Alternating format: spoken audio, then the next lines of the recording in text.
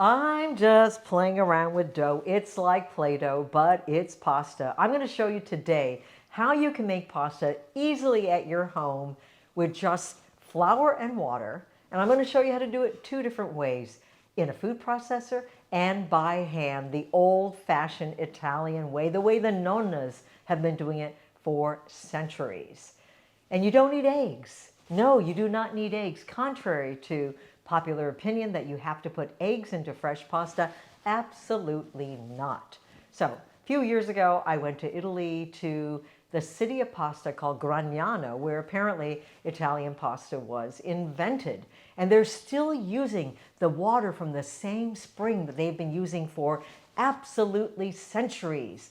Got to visit a few pasta manufacturers. I got to go into the original mill. It was a sight to be seen. And so today I'm going to show you how to make pasta from semolina, all-purpose flour, and water. Two different ways, the old-fashioned way and the modern food processor way. All right, first we're going to start out the way the old nonnas in Italy make their pasta with their hands. And they're going to make it sometimes right on the board instead of using a bowl. Of course, you can use a bowl, makes it a lot easier to mix, but let me show you how the Italian nonnas do it. So they put the flour right on the board, and then they put a little hole, a well in the middle, so it's sort of like a volcano crater. And then you're going to start adding your water to this. Now, what I have here is a ratio of semolina flour with all-purpose flour. So semolina is made from durum wheat. This is a hard, high-protein winter wheat. It's this beautiful yellow color. And this is called semola rimacinata di grano duro, which means it has been double milled so that it is a finer grind. Now, if you just buy semolina sometimes in the United States, it'll be much rougher than this. Sometimes there is a brand that will sell pasta semolina, which is basically exactly this, the semola rimacinata, which means that it's been double milled. And you get this beautiful yellow color, which contributes to the color of the pasta. So typically dried pasta is made from 100% semolina. Fresh pasta can be made from just sort of all-purpose flour if you want to make it tenderer. And we are actually going to make some pasta that incorporates a higher percentage of all-purpose flour. Now what I have here is an 80% semolina with about 20% all-purpose flour. In Italy it might be 00 flour, which is a lower protein flour than semolina, to give it a slightly tenderer bite, so it's not as chewy. If you want a really chewy pasta, go all in on semolina. You can do that as well. But remember, you don't need any eggs. We're just going to add water. All right, so what I have here is about a 300-gram mixture of semolina, 80%, and about 20% of all-purpose flour. And we're going to add about half that quantity in water right here on the cutting board. And we're just going to mix this in. You're going to add the water. Try not to break the walls because we don't want the water flowing on the floor. We want to keep it within. And of course, you can do this in a bowl as well, too. You don't need to do it on the cutting board. But it really doesn't matter because in the end, it just all needs to get mixed up. All right, we want to clean this entire board. So all of that flour has to get incorporated into the dough. And by the time you're done, this board should be relatively clean. There is something really satisfying and meditative about making pasta. The other day I had my 2 grandkids here plus 2 other kids, and I had them each make their own little piece of dough about this big. So they mixed the dough with the flour. I gave them bowls, of course. And then they rolled it out, showed them how they could make different shapes, little coins, little worms, all sorts of stuff. And they made all these different shapes. And we cooked it, of course, and we did a simple sauce, and they absolutely loved it, and they wanted more. So this is a great project to involve your kids in, so you're not doing all the work. But I've made this now so many times that I've found that making fresh pasta is not only so satisfying, but it's actually quite easy. And, you know, on a Sunday afternoon or something like that, you can knock out a batch of fresh pasta for a family of 4, really, in about in terms of the amount of work, maybe 15 minutes. That's about it. It really does not take that long.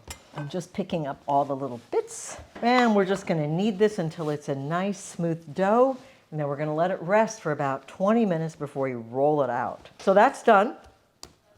It's nice and smooth, it's elastic, and I'm gonna let this rest for a little bit. I've got to cover it so that it doesn't dry out. You can put it in a bowl and cover it. You can put it in a bag. I've got a little silicone thing I'm going to just put on top so it doesn't dry out. We're going to let that sit for about 20 minutes. And meanwhile, we're going to try the easy method in the food processor. So if you don't want to do all that kneading, all that mixing by hand, whether on your cutting board or in a bowl, you can do it in a food processor.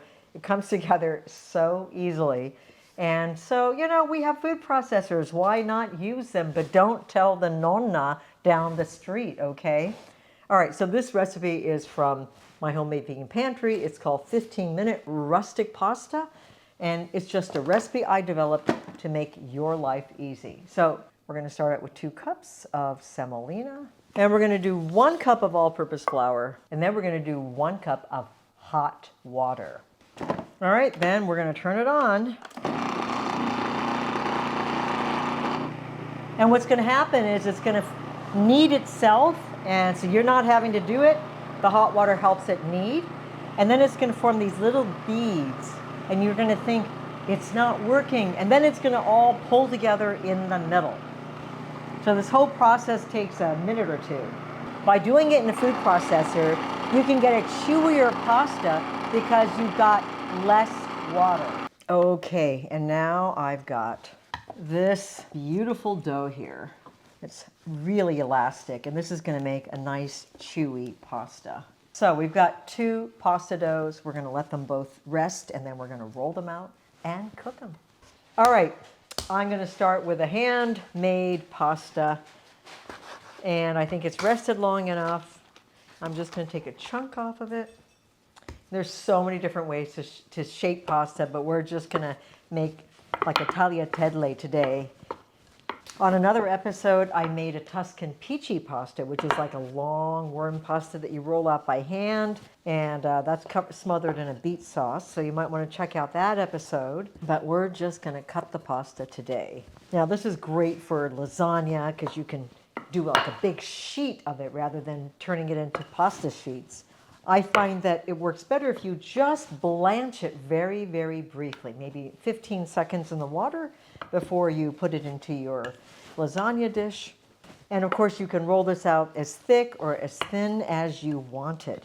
The thicker it is, the chewier pasta is going to be. The thinner it is, the more delicate. But I do find with hand-rolled pasta not to make it too thin because it can be a little too delicate. So I'm going to just put some flour on it so it doesn't stick together, and I'm going to roll it up like this, and this just makes it easy to cut. You can cut it any width you like.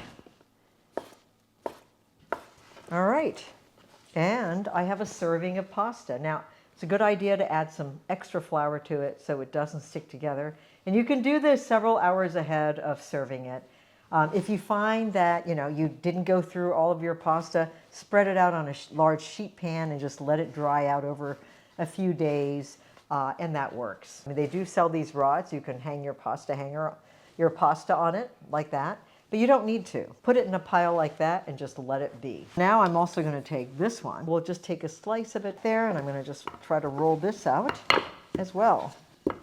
And you do need to let it rest because if you don't, the high protein will cause the dough to retract, and you'll be rolling it out, it'll keep shrinking. So that's why you want to let the gluten relax. And remember, there are so many different ways to shape pasta. This is the easiest way. Just roll it out and cut it. You can use cookie cutters, make rounds. You can make a long log like this, which is called peachy pasta.